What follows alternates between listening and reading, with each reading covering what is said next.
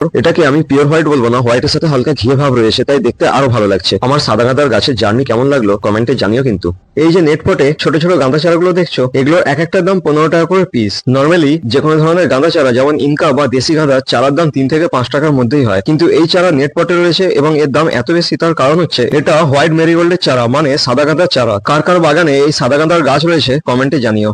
এই যে দুটো বড় সাইজের টব নিয়েছি, এখানে খোলাম কুচি দিয়ে অল্প করে ধানের তুষ দিয়ে দিলাম। ধানের তুষের জায়গায় তোমরা শুকনো পাতা বা লাল বালি ব্যবহার করতে পারো। এরপরে টবের হাফ অংশ মাটি দিয়ে ভর্তি করে দিতে হবে, ঠিক যেভাবে আমি করছি এইভাবেই। থামপটের চারার ক্ষেত্রে থামপট থেকে চারা কখনো এরকম ডিরেক্ট টেনে তুলবে না। থামপটটাকে উল্টো করে ধরে একটা আঙুল দিয়ে তার পেছনে কয়েকবার টোকা মারলেই থামপট থেকে পটিং মিক্সটা আলগা হয়ে যায়। তখন চারাটা ধরে আলতো করে টানলেই গাছটা পুরো উঠে আসে পটিং মিক্স সহ। তারপরে ঠিক এইভাবেই চারাটাকে টবে মিডিল করে বসিয়ে নিতে হবে।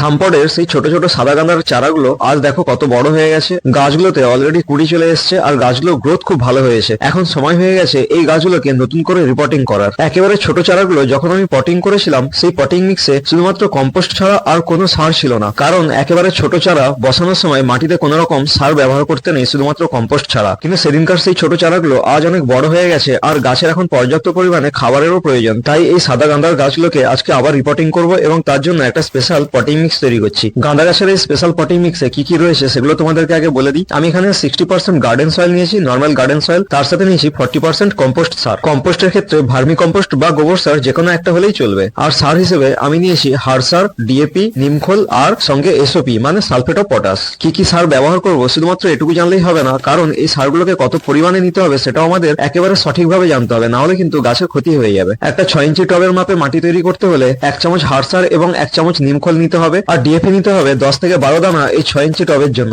আর এসওপি মানে সালফেট অফ পটাশ নিতে হবে একটা চা চামচের হাফ চামচেরও একটু কম। আমি গাছগুলোকে টপ থেকে তুলে নিয়েছি, দেখো গাছে পুরো শেকড় ভর্তি হয়ে গেছে, মানে গাছের গ্রোথ খুব ভালো রয়েছে। সাইড থেকে ঠিক এইভাবে অল্প করে মাটি ছাড়িয়ে নিয়ে গাছটাকে এই টবে একেবারে মিডিল করে বসিয়ে নিতে হবে। এখন টবের 4 সাইডের এই খালি অংশটা এই নতুন পটিং মিক্স দিয়ে ঠিক এইভাবে চেপে চেপে ভর্তি করে দিতে হবে। এই সেম প্রসেসে আমি আরেকটা চারা বসিয়ে নিলাম এই সেম পটিং মিক্স দিয়ে। গাছগুলো বসানোর পরে সব থেকে গুরুত্বপূর্ণ কাজ হচ্ছে পর্যাপ্ত পরিমাণে জল দিয়ে টবের মাটিটাকে খুব ভালো করে ভিজিয়ে দিতে হবে। আমি এখানে জলের সাথে অল্প করে হিউমিক অ্যাসিড মিশিয়ে নিয়েছি। এই হিউমিক অ্যাসিড মেশানো জল গাছের গোড়ায় দিলে গাছ মাটি থেকে খুব দ্রুত খাবার সংগ্রহ করতে পারে এবং গাছের শিকড়গুলো স্ট্রেস মুক্ত হয়। আর যেহেতু শীতকাল, তাই গাছগুলোকে শেড এরিয়াতে রাখার কোনো দরকার নেই। নর্মাল ওয়েদারে গাছ তার স্বাভাবিক গ্রোথ ঠিকঠাক ভাবে নিয়ে নেবে। কিছুদিন আগে যে সাদা গাঁদার গাছগুলো আমি ফাইনাল পটিং করেছিলাম এবং তার প্রসেসও তোমাদেরকে দেখিয়েছিলাম, সেই গাছগুলোতে অলরেডি ফুল ফুটতে শুরু করে দিয়েছে। ফুলগুলোর কালার দেখো অসাধারণ সুন্দর। এটাকে আমি পিওর হোয়াইট বলবো না, হোয়াইটের সাথে হালকা ঘিয়ে ভাব রয়েছে, তাই দেখতে আরো ভালো লাগছে। আমার সাদা গাঁদার গাছের জার্নি কেমন লাগলো কমেন্টে জানিও কিন্তু।